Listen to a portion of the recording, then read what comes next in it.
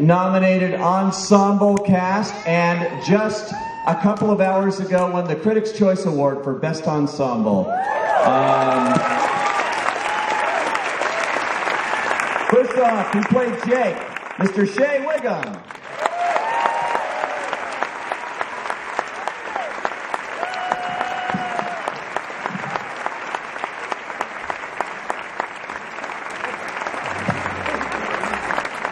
As Officer Keo Dash Mihawk. Dash.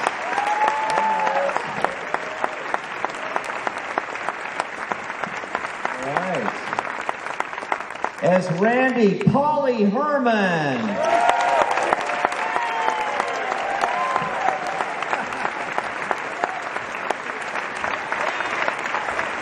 As Danny, you all know him, Chris Tucker.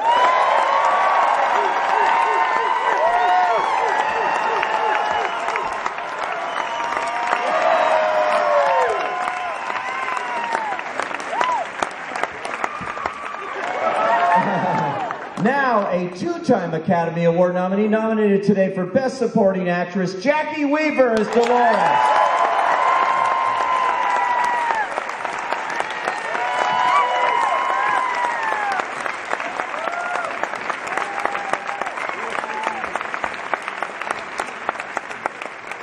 What an honor to introduce this man, two-time Academy Award winner, six-time nominee, and now seven-time nominee today for Best Supporting Actor, Robert De Niro.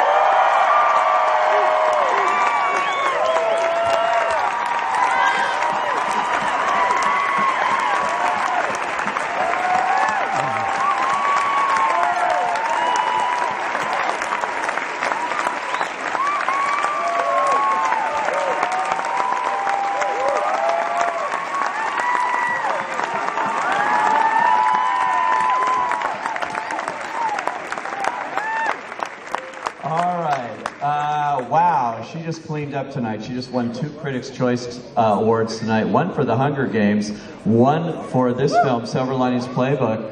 And she's extraordinary. An Academy Award nominee for Winter's Bone, and now an Academy Award nominee for this film, and your SAG nominee, Jennifer Lawrence.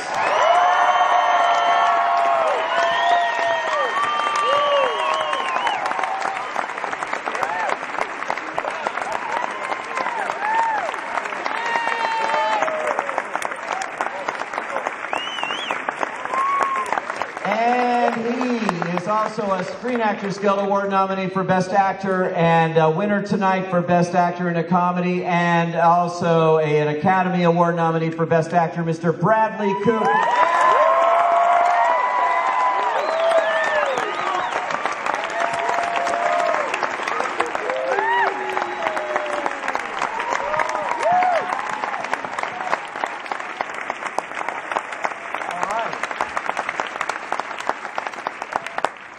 Wow, this is fun. This is a good night. This is a good night for you guys. Congratulations on all of this that's happening to Silver Linings Playbook. Wow. I mean, did you expect it, David O. Russell, when you found this book and adapted the book and brought it to the screen? Did you think it would have this kind of success? No, because for me it was 5 years ago, and I was at a low point for myself, you know, which probably made my heart grow and grow for the characters, made me a better writer. And I couldn't make it 5 years ago. I was very frustrated because I couldn't make it. Sidney Pollack gave it to me, and I wrote it, and I related to it because of my son. I was looking for a story that could make my son feel part of the world, who had struggled in these ways. And I said, this is that story. And then we couldn't get it up on his feet, and I ended up getting to make The Fighter first. And there was blessings in there because 5 years ago, Jennifer Lawrence was in high school, and I hadn't met Bradley Cooper, and I didn't know that he had a deep soul who wanted to put on screen. And Robert De Niro and I hadn't spoken about our own experiences with such people, and Jackie Weaver, all of this. So there's all a silver lining, every single person up there.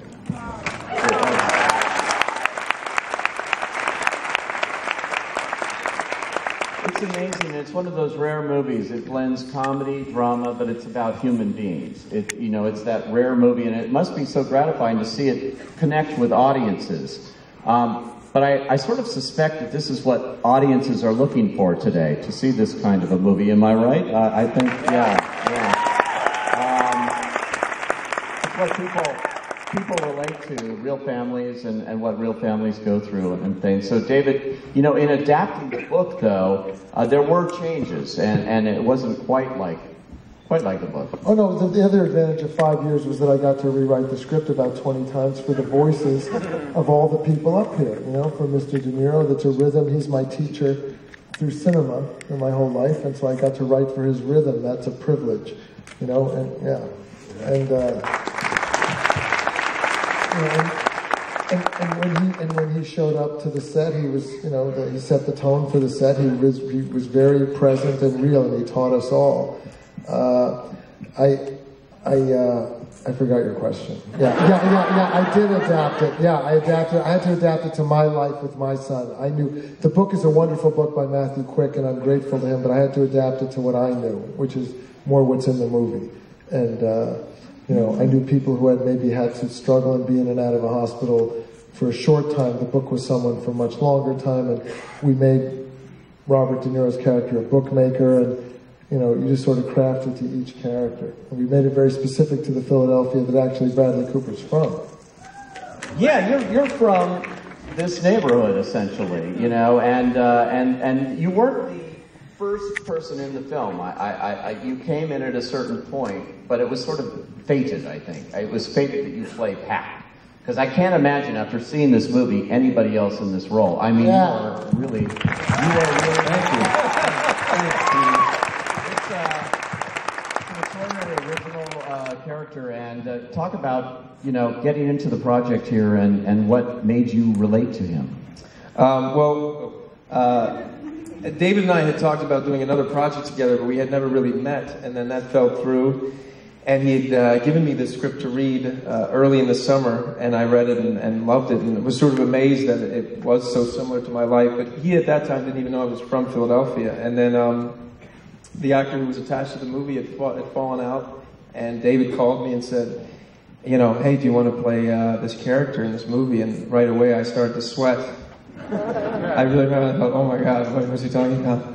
Because I knew I would have to do it because it's David O. Russell, and that's the reason why I wanted to become an actor, was to do movies like this. And little did I know that it would feel like such a family. I mean, if you could have seen us all meeting upstairs just now before the movie, it was like ridiculous. You probably heard us, so we were probably the loud people that you heard. But it really was like a family reunion. This was a really magical experience for all of us. It felt like a family. Everything felt real, and that's because that's what Mr. O. Russell demands. He demands that it's an authentic experience that he's going to capture in the lens. And because of that, we all experienced that. And, I know I sort of didn't really answer your question either. But it is important to say that I just do want to communicate what it's like to work for this man. And we can all attest to, including Mr. De Niro. I mean, there are many times, I remember Dash and Shay coming up and saying, why don't we make movies like this? Why aren't movies made this way? They all should be made this way. I mean, it really felt incredible each day. Wow. And